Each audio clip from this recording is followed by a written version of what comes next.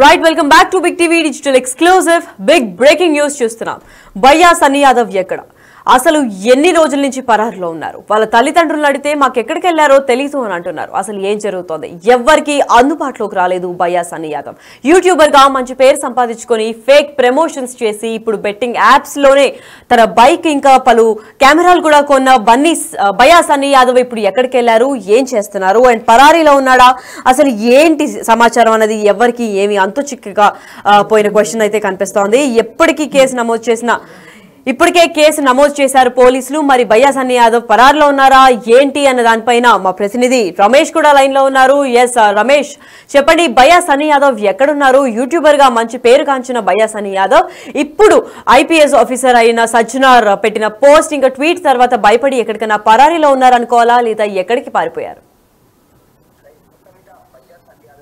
మీద బయ్యా సన్నీ యాదవ్ పై కేసు నమోదు పట్ల కూడా అంతా ప్రశంసలు కురిపిస్తున్నటువంటి పరిస్థితి కనిపిస్తుంది. మనం ఆర్టీసీ ఎండి సజ్జనార్ కూడా చూడడం జరిగింది. ఎప్పుడైతే సూర్యాపేట నూతన్కల్ పోలీసులు అక్కడ కేసు నమోదు చేశారో వెంటనే ఎస్పీ జిల్లా ఎస్పీ నరసింహ గారికి కూడా అప్రిషియేషన్ చెప్పినటువంటి పరిస్థితి కనిపిస్తుంది. ఎందుకంటే అతన్ని సన్నీ యాదవ్ది నూతన్కల్ వాసి, కానీ గ్రామానికి అప్పుడప్పుడు వచ్చిపోతుంటారు. ఆ పేరెంట్స్ కూడా తనకు ఎలాంటి సంబంధం లేదని చెప్తున్నారు. ప్రస్తుతం 6 నెలల క్రితం అతని నివాసం ఇల్లు ఒక బిల్డింగ్ కడుతున్నారు, ఆ ఇల్లుని చూయించి వెళ్లిపోయాడు, కానీ ఇంతవరకు రాలేదు. మొత్తం మీద సన్నీ యాదవ్ ఎంతో మంది అమాయకులని టార్గెట్ చేసుకుంటూ ఇవాళ బెట్టింగ్లకు పాల్పడుతున్న వారంతా కూడా ప్రాణాలని బలి తీసుకుంటారు. రాష్ట్ర ప్రభుత్వం కూడా వీటిపై సీరియస్ గా పోలీసులు కూడా దృష్టి సారించడం జరిగింది. ఇప్పటికే కేసు నమోదు చేసుకున్నారు, ఖచ్చితంగా అరెస్టు చేసి తీరుతామంటూ కూడా ఉంటారు. మనతో మాట్లాడానికి సూర్యాపేట ఎస్పీ గారు ఉన్నారు. సార్, మొత్తం మీద మీరు వచ్చి రావడమే చూస్తే కొత్తగా రావడం జరిగింది, వచ్చి రావడం చూస్తే ఈ బెట్టింగ్ యాప్ ప్రమోటర్లు వీటితో ఎంతో మంది అమాయకులు కూడా బలి అవుతున్నారు. రాష్ట్ర వ్యాప్తంగా కూడా చూడడం జరిగింది, అతనిపై కేసు నమోదు కావడం జరిగింది. ఏం చెప్తారు? సో ఇప్పుడు మనం అందరికీ తెలుసు, మన తెలుగు రాష్ట్రాలే కాదు దేశవ్యాప్తంగా కూడా సైబర్ క్రైమ్ కేసులు ఎక్కువ మొత్తంలో నమోదవుతున్నాయి. అమాయకులైనటువంటి ప్రజలు ఈ సైబర్ క్రైమ్ బాధితులుగా మారుతూ ఉన్నారు. దీనికి ఈ సోషల్ మీడియాలో ఇన్ఫ్లుయెన్సర్గా ఉన్నటువంటి వ్యక్తులు, సో వాళ్ళు చేసేటువంటి ఈ అబద్ధపు అసత్యపు వాగ్దానాలు అయితే ఏంది లబ్ధి పొందుతారనేటువంటి నమ్మి చాలామంది ఈ సైబర్ క్రైమ్ బాధితులుగా మారుతున్నారు. లక్షల రూపాయలను ఇందులో మోసపోతూ ఉన్నారు.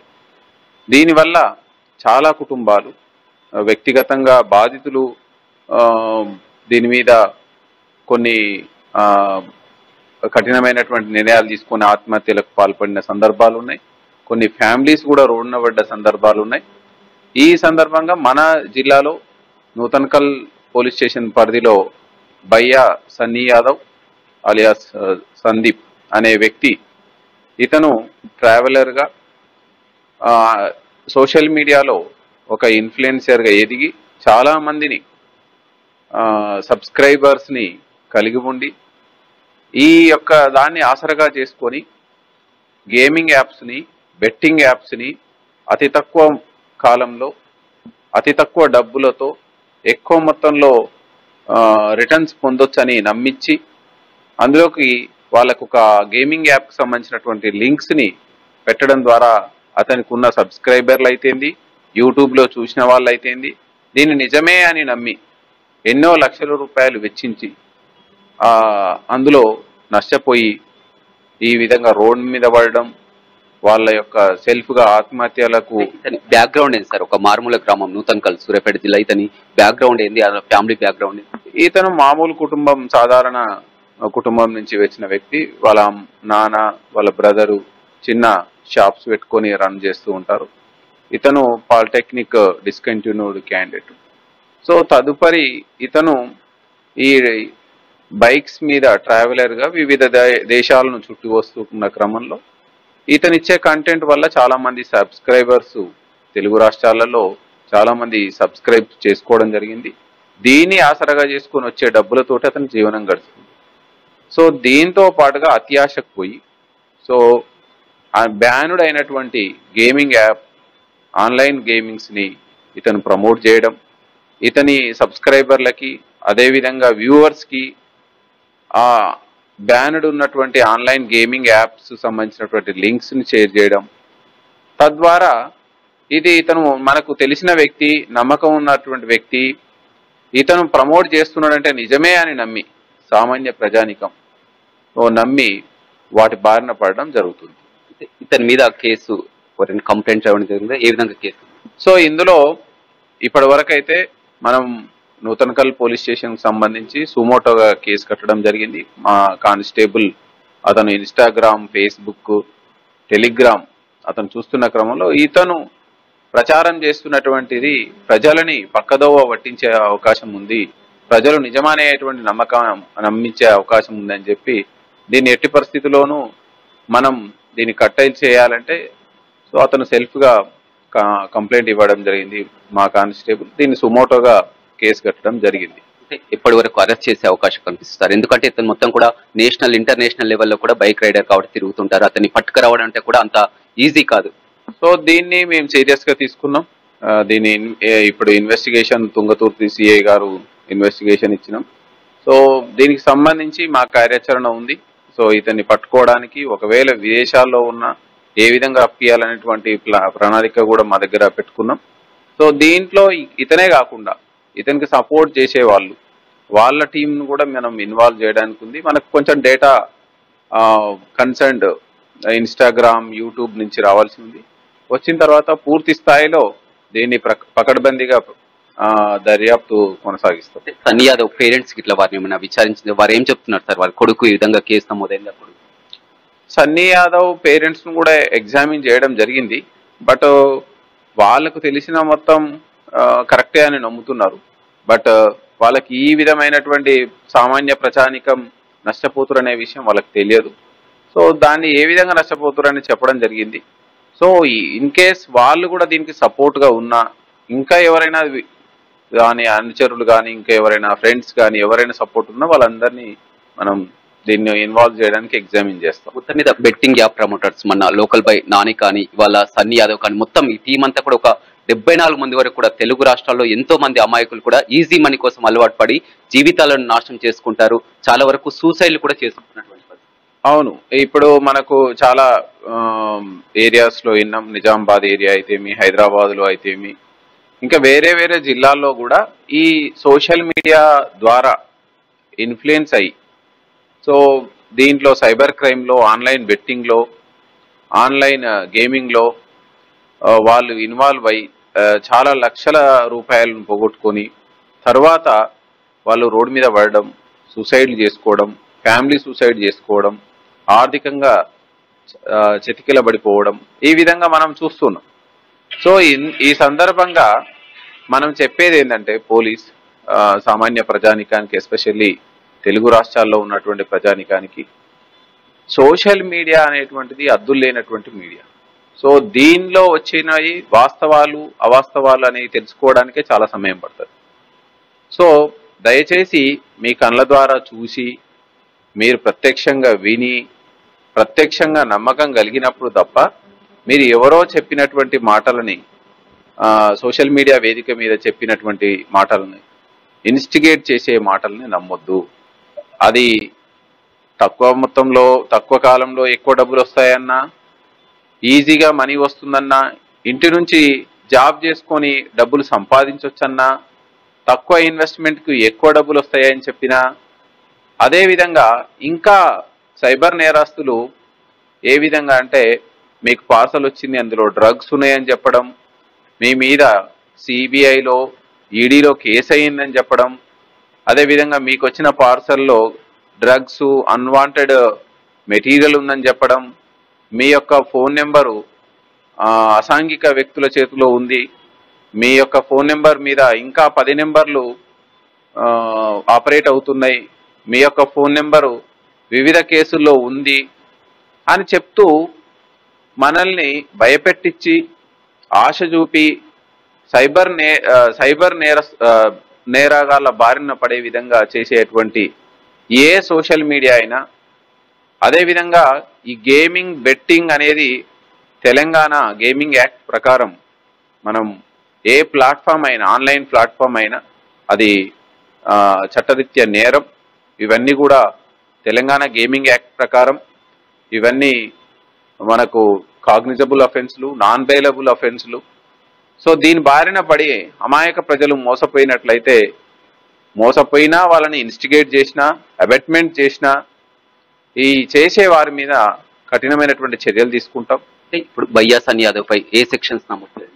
సో భయ్యా సన్నీ యాదవ్ పైన చీటింగ్ కి అంటే అతి తక్కువ టైంలో ఎక్కువ డబ్బులు వస్తాయని ఇన్స్టిగేట్ చేసి అబెట్మెంట్ చేసినటువంటి సెక్షన్స్, అదేవిధంగా ఆర్గనైజ్డ్ వేలో ఇతను ఒక పకడ్బందీ ప్రణాళికతోటి ప్రజల్ని మోసం చేయాలి తన లబ్ధి కోసం, అదేవిధంగా తెలంగాణ గేమింగ్ యాక్ట్ ప్రకారం బుక్ చేయడం జరిగింది, అదేవిధంగా ఇన్ఫర్మేషన్ టెక్నాలజీ యాక్ట్ ప్రకారం బుక్ చేయడం జరిగింది. అదేవిధంగా భయ్యా సన్నీ యాదవ్ తో మోసపోయిన బాధితులు ఉన్నారు, చాలా వరకు కూడా విక్టీ ద్వారా మిమ్మల్ని కలవడానికి కూడా బాధితులు ఫిర్యాదు చేయడానికి కూడా ఖచ్చితంగా ఎవరైతే భయ్యా సన్నీ యాదవ్ మాటలు విని భయ్యా Sunny Yadav social media influence అయి ఈ సైబర్ నేరగాళ్ళ బారిన పడినా, అదేవిధంగా అన్వాంటెడ్ లింక్స్ ఓపెన్ చేసి సైబర్ నేరగాళ్ళ బారిన పడినా, అదేవిధంగా ఆన్లైన్ గేమింగ్ బెట్టింగ్ ఆడి డబ్బులు పోగొట్టుకున్న వాళ్ళు ఎవరున్నా నిర్భయంగా మన పోలీస్కి అప్రోచ్ అయితే వాళ్ళని సాక్షులుగా విచారించి ఈ కేసును పకడ్బందీగా భయ్యా సన్నీ యాదవ్కి చట్టరీత్యా శిక్ష పడేటట్టు మనం చేయడానికి అవకాశం. సజ్జనర్ గారు కూడా మొదటి నుంచి దీని అంతా కూడా, ఎందుకంటే ఎంతో మంది అమాయకులని మొత్తం కూడా బురిడి కొట్టించి మోసపోతే మీరు ఇక పట్టుకుంటారు, ఖచ్చితంగా మీరు ఆ చట్టానికి. అవును, ఇప్పుడు దీంట్లో మా senior officer Sajjanar sir also దీని మీద ఎక్స్ వేదికగా, అంటే ఇది మెయిన్ గా దేనికోసం అని అంటే సార్ చెప్పిన ఉద్దేశం ఏంటంటే ఎక్కువ మందికి రీచ్ కావాలి, ఇలాంటి వ్యక్తుల బారిన పడొద్దు అని అంటే సోషల్ మీడియాలో ఎక్స్ వేదికగా సారు స్పందించినారు. దాన్ని కూడా మేము వెంటనే స్పందించడం, సార్ కూడా అప్రిషియేట్ చేయడం జరిగింది. సో ఈ విధంగా మీ మీడియా ద్వారా అండ్ ఈవెన్ సోషల్ మీడియా ద్వారా ప్రజానికానికి ఇది ఒక మంచి అవేర్నెస్ అయ్యేటువంటి, వాళ్ళలో మళ్ళీ ఫర్దర్గా ఈ సైబర్ నేరం అదేవిధంగా ఈ ఆన్లైన్ గేమింగ్ బెట్టింగ్ వైపు పోకుండా ఉండడానికి ఇది ఖచ్చితంగా కృషి చేస్తుంది. భయ్యా సన్నీ యాదవ్ విషయానికి వస్తే సార్, అతను చాలా చిన్న ఏజ్ లోనే మొత్తం కూడా ఇంటర్నేషనల్ బైక్ రైడ్ ఎంతో మంది దాదాపు ఒక 4 మిలియన్ 40 లక్షల మంది అంతవరకు బాగానే ఉంది. దాంతో వచ్చే ఆదాయంతో కూడా మొత్తం సెట్ కావడం జరిగింది, ఇక్కడ ఇల్లు కట్టుకోవడం జరిగింది, ఇంతవరకు బాగానే ఉంది. కానీ ఈ బెట్టింగ్ యాప్స్ వల్ల ఇప్పుడు సోషల్ మీడియా ఇన్ఫ్లుయెన్సర్స్ మంచి మాటలు చెప్తారు, మంచి సోషల్ మీడియా వేదికంగా మంచి కంటెంట్ కూడా ఉంటుందండి. సో ఆధ్యాత్మికం చెప్తున్నారు, క్రమశిక్షణ చెప్తున్నారు, కొత్త ప్రదేశాలు చూపిస్తున్నారు, మనం తిరగలేనటువంటి ప్రదేశాలను చూపిస్తున్నారు, ఇంతవరకు బాగానే ఉంటుంది. మంచి నేర్పడానికి సోషల్ మీడియా కాదు ఏదైనా, అది ఎనీ వైట్ పేపర్ మీద రాసిన మంచి మాట అయినా యువతని ప్రత్యేకంగా విద్యార్థులని ఈ రోజు ఉన్నటువంటి బాల బాలికల్ని సన్మార్గంలో పయనించేటువంటి ఏ కామెంట్ అయినా అది మనం సమాజం ఒప్పుకోవాల్సిందే, అంగీకరించాల్సిందే. కానీ తన యొక్క లబ్ధి కోసం యువత ఎటైపోతే ఏమి, విద్యార్థులు ఎటైపోతే ఏమి, ఎస్పెషల్లీ 18 సంవత్సరాల నుంచి 30 సంవత్సరాల మధ్యలో ఉన్నటువంటి యువత. నేను ఇంతకుముందుకు సైబరాబాద్లో సైబర్ క్రైమ్ చేసినప్పుడు చాలా మంది విద్యావంతులైనటువంటి యువత అండ్ అన్ఎంప్లాయిడ్ యువత ఈ యొక్క ఈజీగా డబ్బులు సంపాదించవచ్చు అనేటువంటి మాటలకు ఇన్ఫ్లుయెన్స్ అయిపోయి ఎన్నో లక్షలు పోగొట్టుకొని వెనుకకు మళ్ళీ చూస్తే వాళ్ళు ఎంత నష్టపోయాము అనేటువంటిది తెలుసుకునేసరికి అంతా జరిగిపోతుంది. సో దాని సందర్భంలో చాలా మంది సూసైడ్లు చేసుకోవడానికి ప్రయత్నం చేయడం, ఈవెన్ ఫ్యామిలీస్ను కూడా సూసైడ్ వైపు ప్రేరేపించడం అనేది జరుగుతుంది. దీన్ని మనం అరికట్టాలంటే మల్టీ డైమెన్షన్లో పోలీస్, మీడియా, ప్రజానికం అందరూ కూడా దీన్ని అవేర్నెస్ తీసుకొచ్చి జనాలు ఈ టెక్నాలజీని మంచి వైపు ఆలోచించాలి, చెడు వైపు ఆలోచించొద్దు అనేటువంటి చైతన్యాన్ని తీసుకొస్తే మనం వీటిని అరికట్టాలి. నెటిజన్స్ కానీ సోషల్ మీడియా కానీ చాలా వరకు సరే ఇంతవరకు కేసులు బాగానే వారంతా కూడా పెట్టి ఈ బెట్టింగ్ యాప్స్ ని బ్యాన్ చేస్తే బాగుంటుందని కూడా ఒక క్వశ్చన్.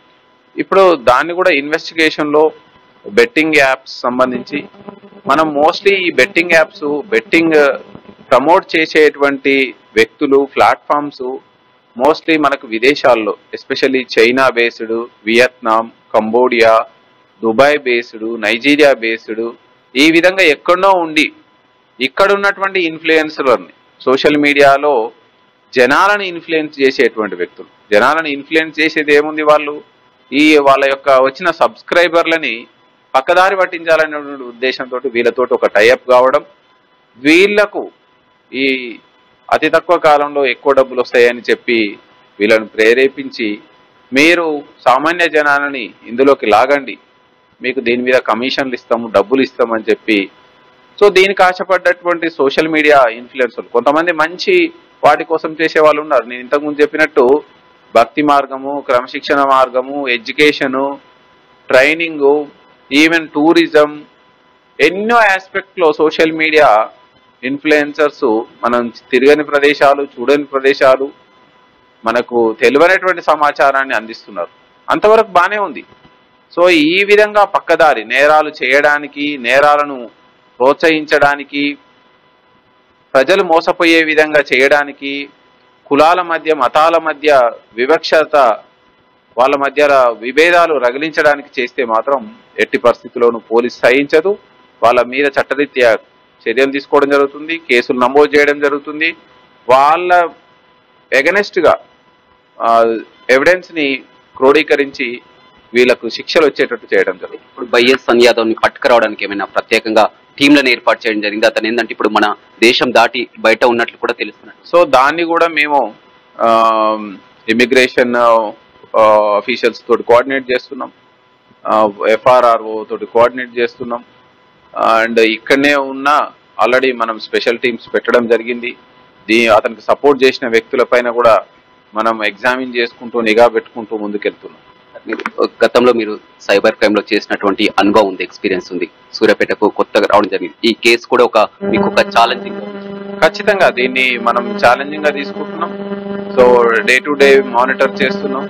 సో ఇందులో ఎట్టి పరిస్థితుల్లోనూ నేరస్తుడు తప్పించుకోకుండా పగడబందిగా చర్యలు చేస్తున్నాం. రైట్, చూడొచ్చు ఇప్పటికే ఖచ్చితంగా నిఘాను ఏర్పాటు చేయడం జరిగింది. అతనిపై కేసు నమోదు చేయడం జరిగింది. ఎంతో మంది అమాయకులు కూడా బలి తీసుకుంటున్నారు. ఈ బట్టింగ్ యాప్లతో ఎంతో మంది నష్టపోతున్నటువంటి పరిస్థితి కనిపిస్తుంది. ఖచ్చితంగా ఈ కేసుని ఒక సీరియస్ గా తీసుకున్నాం. ప్రత్యేక టీం ను కూడా ఏర్పాటు చేయడం జరిగింది. త్వరలో బయ్యా సన్నీ యాదవ్ ని అరెస్ట్ చేస్తామని కూడా సూర్యాపేట ఎస్పీ చెప్తున్నారు. Thank you so much for the information. Yes, అయితే అసలు బయ్యా సన్నీ యాదవ్ ఎక్కడున్నాడు, ఏం చేస్తున్నాడు, అసలు యువతని తప్పుదోవ పట్టించి ఇప్పుడు పరారయ్యాడా అని పలు విమర్శలు కూడా సోషల్ మీడియాలో వెలువెత్తున్నాయి. అండ్ బెట్టింగ్ యాప్స్ ని ప్రమోట్ చేయడం కాకుండా ఆ యాప్స్ నుంచి వచ్చిన డబ్బుతోనే సూపర్ ఫాస్ట్ బైక్స్, ఇంకా ఫ్యాసినేటింగ్ బైక్స్, ఇంకా చాలా కెమెరాస్ ని కూడా కొనుగోలు చేసి ఒక ఇంటర్నేషనల్ బైకర్ గా, వ్లాగర్ గా కూడా మంచి పేరు సంపాదించుకున్న బయ్యా సన్నీ యాదవ్ ఇప్పుడు అసలు ఎక్కడున్నారు? పేరెంట్స్ ని అడిగిన తర్వాత కూడా ఆచూకీ ఏమాత్రం కనిపించడం లేదు. ఇప్పుడు ఇండియాలోనే ఉన్నారా లేదా ఇతర వేరే దేశాల్లో పారిపోయారా అన్న దానిపైన కూడా పోలీసులు విచారణ కొనసాగిస్తున్నారు. అండ్ ఇప్పుడు బెట్టింగ్ యాప్స్ ప్రమోట్ చేశారు కాబట్టి దాదాపు చాలా మంది ఇతని పేరే చెప్పి రిపోర్ట్ అండ్ బ్లాక్ చేసి సజ్జనార్కి స్క్రీన్ షాట్స్ కూడా పంపించారు. కాబట్టి ఇప్పుడు బయ్యా సన్నీ యాదవ్ ని వెతికే ప్రయత్నంలో పోలీసులు నిరంతరం శ్రమిస్తున్నారు. అండ్ ఇదే కంట్రీలో కాదు, ఏ కంట్రీలో ఉన్నా పట్టుకొని వచ్చి మరి తనకి ఎటువంటి శిక్ష పడాలో ఆ శిక్ష విధిస్తాము అని చెప్పి పోలీసులు చాలా కఠినంగా అండ్ చాలా క్లియర్ గా కూడా చెప్పడం మీరు విన్నారు. అండ్ ఇప్పుడు ప్రస్తుతానికి బయ్యా సన్నీ యాదవ్ ఎక్కడున్నారు, వాళ్ళ ఫ్రెండ్స్ ఆర్ ఫ్యామిలీ ఎటువంటి ఇన్ఫర్మేషన్ కూడా షేర్ చేయట్లేదు. మరి బయ్యా సన్నీ యాదవ్ ఆచూకీ తెలిసిన తర్వాత పోలీసులు ఏం చేస్తారు అన్న దానిపైన వేచి చూడాల్సిందే.